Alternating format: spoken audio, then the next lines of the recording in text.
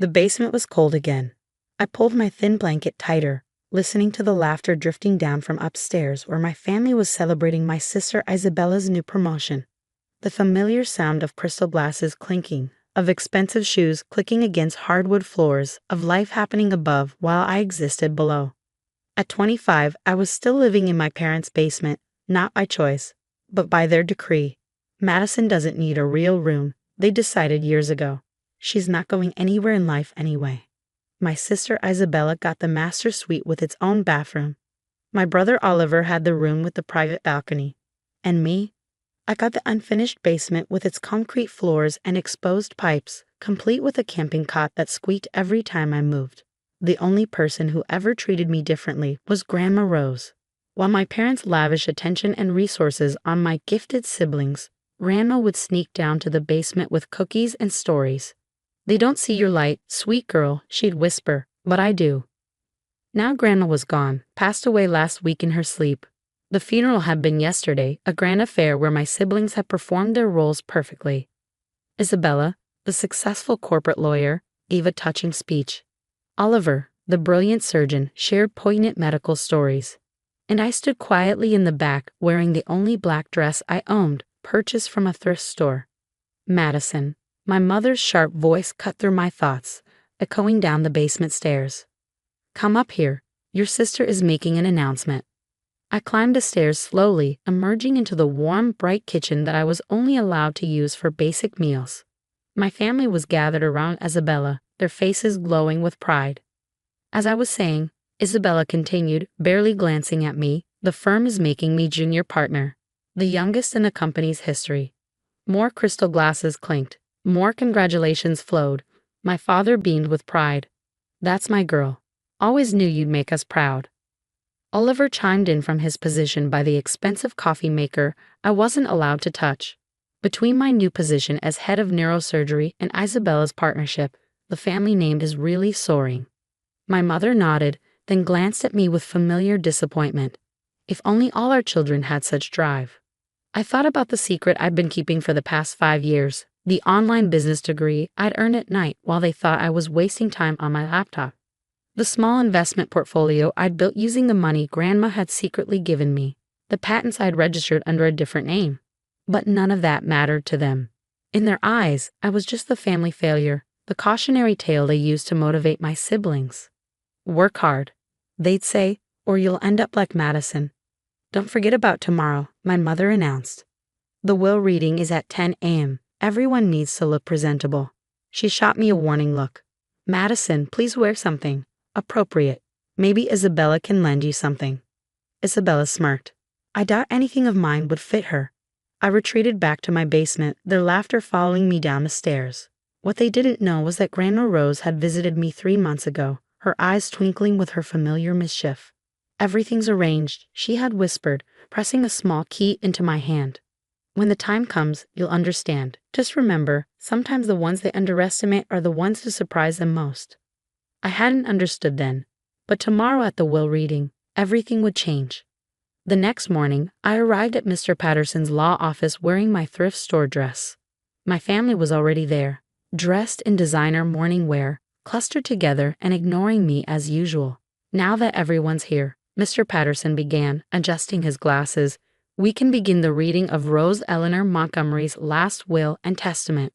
The first few items were predictable. Family heirlooms to various cousins, small monetary gifts to longtime staff, donations to favored charities. My siblings shifted impatiently, waiting for the big revelations. "To my grandchildren," Mr. Patterson continued, causing everyone to lean forward. "To Isabella Montgomery, I leave my collection of legal books and journals." Isabella's triumphant smile faltered slightly. "Books? Just books."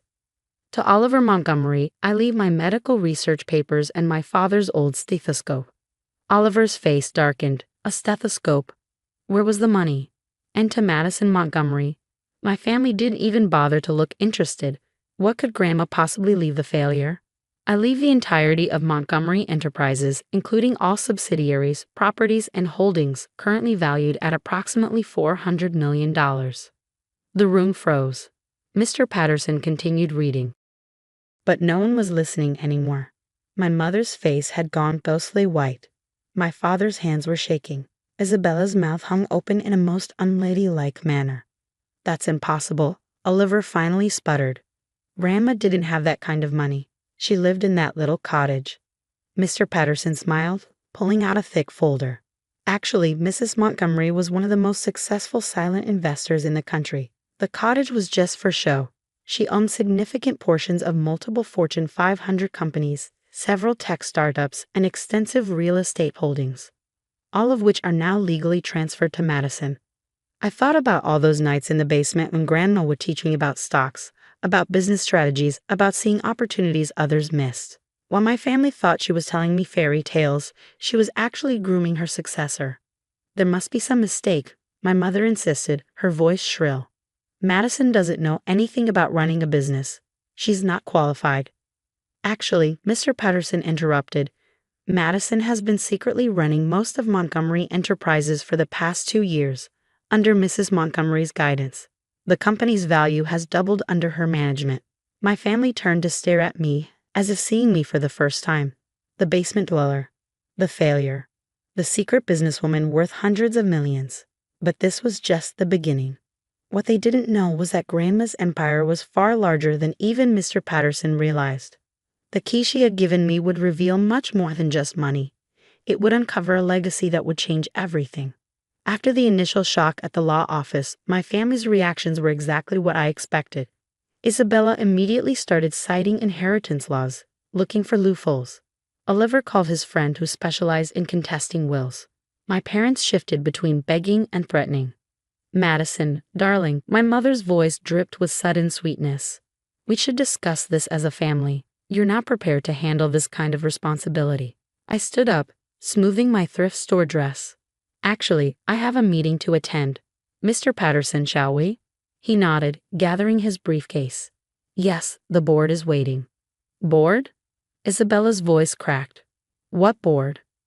"Montgomery Enterprises Board of Directors," I replied calmly. "They're expecting their CEO." My father's face turned purple. "You can't possibly."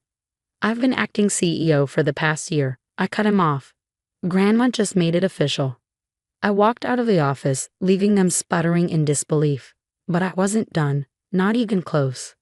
Grandma's key was burning a hole in my pocket, and I knew exactly where it led. The cottage where Grandma had lived was exactly as she left it, small, quaint, seemingly modest. But I went straight to her study, to the old painting of roses that had always caught my eye as a child. Behind it was a safe. The key fit perfectly. Inside wasn't money or jewels, but something far more valuable: documents. Hundreds of them. Property deeds, stock certificates, corporate ownership papers, and a letter written in Grandma's elegant hand. "My dearest Madison, by now they know about Montgomery Enterprises." But that was just the beginning. While they were underestimating you, we were building an empire. The documents in this safe represent my true legacy: holdings in over 200 companies, properties across 6 continents, and controlling interests in some of the world's most successful corporations. Total value: approximately $2.8 billion. More importantly, they include evidence of your family's financial misconduct, your father's embezzlement, Isabella's insider trading, Oliver's medical insurance fraud. I kept it all, not for revenge, but for protection. Use it wisely. Love, Grandma. I sat in her old leather chair, reading through the documents with steadily growing amazement. The little cottage itself sat on land worth millions. The art on the walls, which my siblings had dismissed as cheap prints, were original masterpieces. My phone buzzed, multiple messages from my family. I ignored them and called Mr. Patterson instead. "Is everything in order?" he asked. "Yes," I replied. "Let's proceed with phase 2. Within hours, news of my true inheritance hit the financial press. My family's reactions were immediate and desperate. Isabella arrived at the cottage first, her designer heels sinking into the gravel driveway. "Madison, we need to talk. I've been looking at the legal framework of the inheritance and technically, I interrupted. You should be more worried about the SEC investigation into your trading activities last year." She went pale. "How did you?" "Grandma kept excellent records," I said simply. just like she documented Dad's creative accounting and Oliver's insurance schemes. "You wouldn't," she whispered. "We're family." Family? I stood up, finally letting years of hurt surface. Was I family when you all made me live in the basement? When you mocked every attempt I made to better myself? When you treated me like something stuck to the bottom of your designer shoes? My parents and Oliver arrived just then, bursting into the study with wild eyes. "Madison," my father started, "let's be reasonable." Reasonable. I picked up one of the files from Grandma's safe. "Like the reasonable way you diverted company funds to pay for Isabella's law school while telling me college wasn't for someone like me. Or the reasonable way you funded Oliver's luxury condo while I slept on a cot in the basement." My mother burst into tears, always her favorite manipulation tactic. "We only wanted what was best." "No," I cut her off. "You wanted what looked best. You wanted perfect children you could brag about at country club lunches. You wanted success you could show off. Meanwhile, Grandma and I built something real." "Built?" Oliver scoffed. "You just inherited it." I smiled, pulling up the company's financial reports on my laptop. "See these profit margins? That was me. These successful acquisitions. Also me. While you were bragging about your achievements, I was quietly running one of the largest private investment firms in the world." Their faces shifted from desperate to shocked as they realized the truth. I hadn't just inherited wealth, I had helped create it. "The basement apartment," my father said slowly, "all those nights we thought you were wasting time online. I was earning my business degree, managing investments, running companies." I stood up, straightening my shoulders. "Grandma saw what you never did. That success isn't about appearances, it's about substance." "What are you going to do?" Isabella asked, her legal bravado crumbling. "The basement apartment is being renovated into a homeless shelter. The mansion is being sold. The proceeds will fund scholarships for underprivileged students. Montgomery Enterprises will continue growing, but with a focus on ethical investment and community development. And us?" Oliver's voice was small. "You get exactly what Grandma left you, books and a stethoscope. Consider yourselves lucky I'm not turning over the evidence of your financial crimes." They left eventually, shoulders slumped, designer clothes somehow looking cheaper than my thrift store dress. But this wasn't about revenge. It was about justice, not just for me, but for every person they'd looked down on. The next few months brought changes they never expected. I moved the company's headquarters to a building that also housed a free medical clinic and legal aid office. I started a foundation helping underprivileged students pursue their dreams.